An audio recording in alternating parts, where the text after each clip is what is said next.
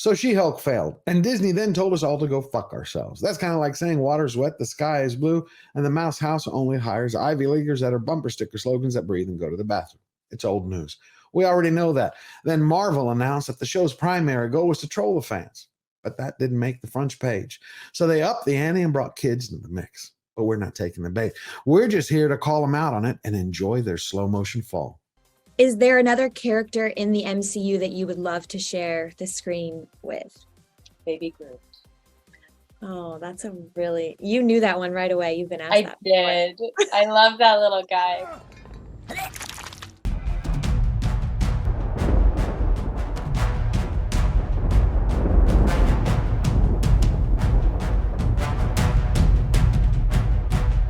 What's going on, everyone? It's been a week and She-Hulk has already been forgotten. And that's because Hollywood has programmed a generation into a coma. And they don't realize the fact that there's no one around to sing their gospel, to sing the praises of the series, because they're all snoozing in the vegetable patch. So that made two people very sad. You had Marvel's two unhappy harpies, show ruiner Jessica Gao and has-been star Tatiana Maslany. They put their spurs on, gave a new round of interviews so they could get some more headlines. She-Hulk director wanted to make a sex-positive show that kids could also watch. Now you know why Tatiana Maslany wants to act with Baby Groot, because all of those people in Tinstown, they want to get their hooks into the kiddies, get them young, so they can program them when they're malleable. I was done with the show, finished. But then I heard the news, so I started reading all the articles, and I went back and watched the finale. It's sickening.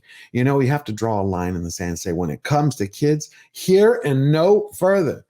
I was kidnapped when I was young. I've shared some of that before with you. It was my dad who took me high into the mountains of Greece.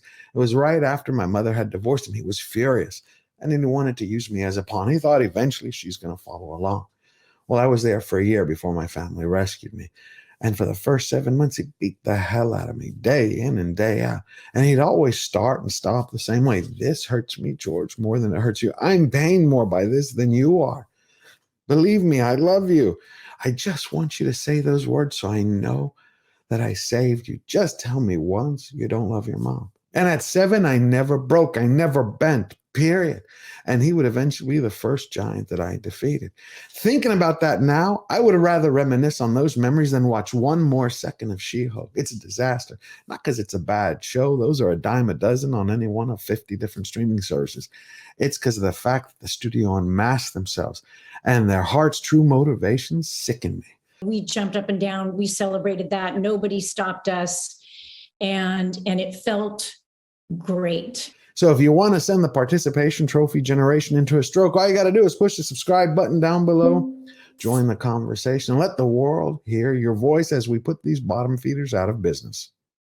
Were you expecting to face the trolls when you signed on for the show? Reading the script, it was so true. There's so much resistance to a woman just existing in that space of superheroes. There's always going to be that. I sort of anticipated it.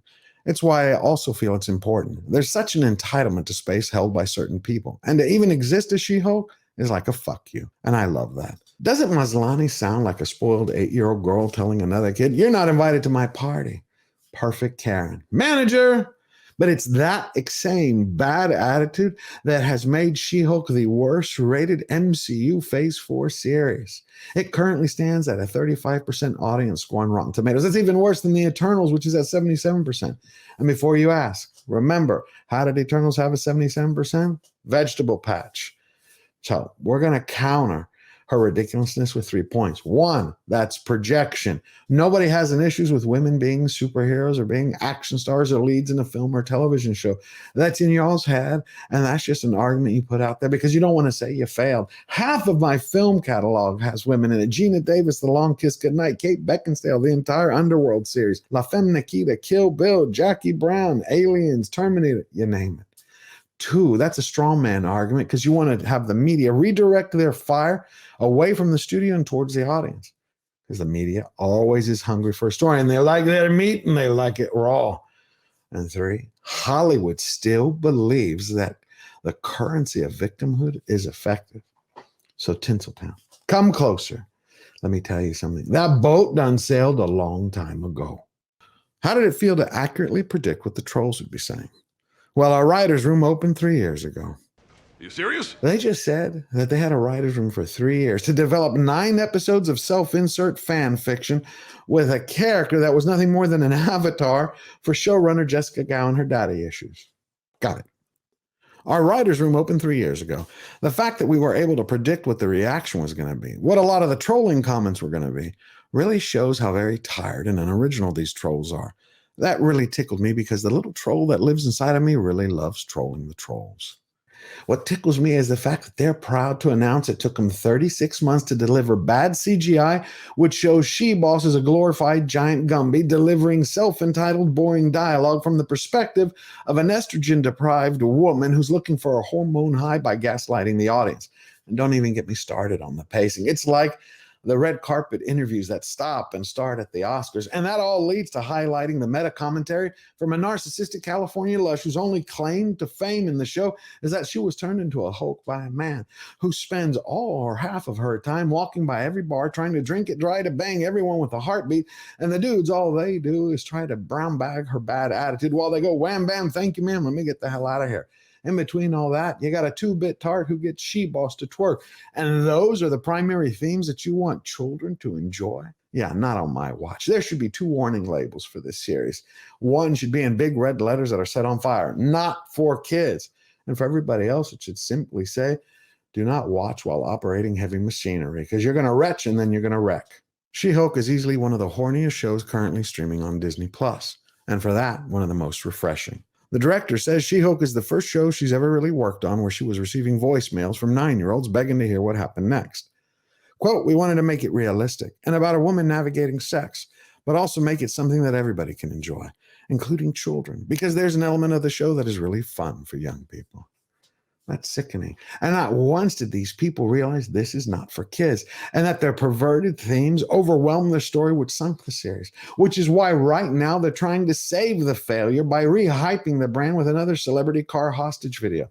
I know it's not Ewan McGregor doing his thing he did for Obi-Wan, but it's the same style. This time it's Simon Pegg. I just watched the finale of She-Hulk, Attorney at Law, and I've got to say, I think that show is the best thing Marvel have done since Endgame. I think it's fucking brilliant. Tatiana Maslany is the bomb, and I would like to marry her in an alternate dimension. So they're going to continue whining and call it winning. But you and I both know better. They can continue polluting people with their poison. They can even go on a Froscurin rant, because you and I both know how that turned out for G4. Karma, baby. It's a bitch. These people in Tinseltown are inbreds who live in a fishbowl that believe the universe revolves around them. They're the type of people who are going to go to a hospital, go to the critical care to visit a family member, and they're going to unplug the ventilator just so they could charge their cell phone. See, if you don't cheer for every bit of their work, they instantly regress to the gang that couldn't shoot straight. They're going to hit everyone who doesn't own a monogram soapbox for their daily social justice rants. Do you know what we call people who cannot stand critics and who hate them? Losers. And that old saying, losers whine because winners just don't have the time. Losers always whine about their best. Winners go home and fuck the prom queen. But the great news is that someday soon, this whole woke fad will be over. And you're going to see these same celebrities who preen 24 hours a day. They're going to tell you, I don't know what I did. I didn't do any of that. I don't know what you're talking about. You're going to show them video. They go, and then they're going to collapse. And they're going to do a whole talk show circuit crying, say, please forgive me. I had no choice. They gave me a script and I had to. I couldn't get work. Now, I believe in the forgiving and forgetting. But when it comes to kids, never. So get out there, lead by example, let them hear you roar. We never bow down, we never bend the knee. Firmly, defiant, step up, stand tall, and get busy living your best life now, always forward.